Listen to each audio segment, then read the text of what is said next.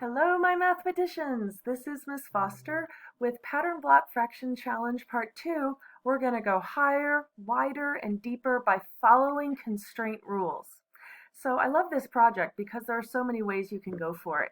And I hope that you've already done lots of work with just exploring those unit fractions of 1/2, 1/3, and 1/4. But if you have and you want more, here are some other places we can go. For each one of these options, make sure that you record your rule, record your model, and record a visual proof. So one of the things that creative people like artists do is they will enter a project and then they'll put rules on it that make limitations.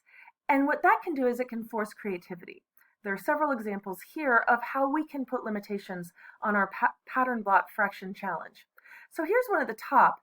We could impose a rule that you have to use one kind of block for the numerator.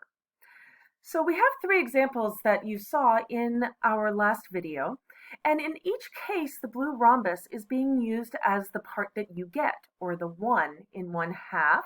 Here it's 1 in 1/2. Here it is 1 in thirds, so we can break this whole thing up and see that 1/3 of it is the blue rhombus. And on this one, the blue rhombus is representing 1/4 of the shape.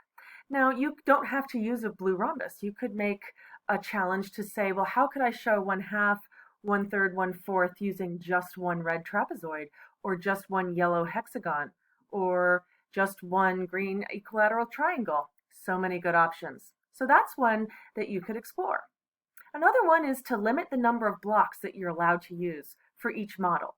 So this one is a challenge to use only 6 blocks for the denominator. Here's a model I made, and I'm telling you that red is representing 1/2.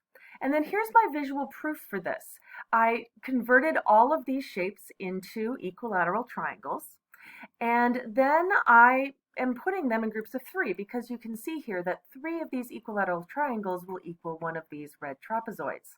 And so if I just divide these into groups of 3, I'm seeing a lot of trapezoids there, aren't you?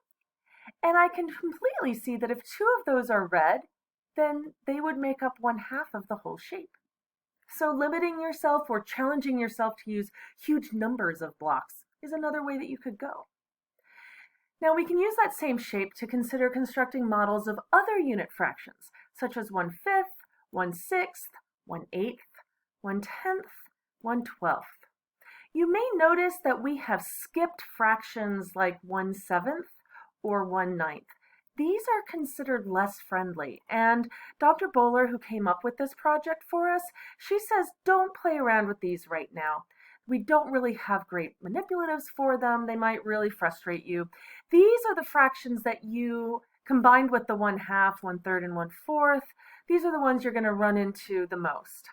Now, if I look at this friend, I know that I could break this into 12ths, and I could say that the red was 6/12 of it, because we already saw the 12ths up above. And I could also say that the green is 2/12. So that's another thing that you could do. You could also work, therefore, with constructing models for fractions with the number higher than 1 in the numerator. So here are 3 different fractions, 2/3, 2/4, and 2/5. They all have 2 in the numerator. And you could challenge yourself to make these kinds of fractions, maybe even with very similar models, and see how they compare to each other and what's the difference and what can you figure out about that. Of course, you can go not just 2. On a fraction with 6 in the denominator, you could do 5/6. If 10's in the denominator, 10 pieces in the whole thing, you could do 9/10 and see what happens.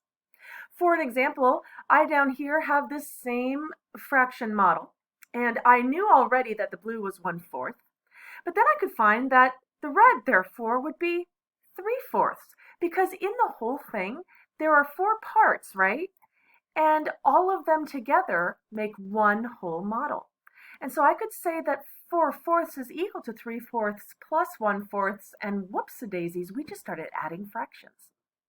Now the great thing about this is I've offered some ideas here, and I will offer more on a page that your parents will know how to find. But you could be the one who decides what constraints to put on yourself. You could create your own challenges And that's what mathematicians do.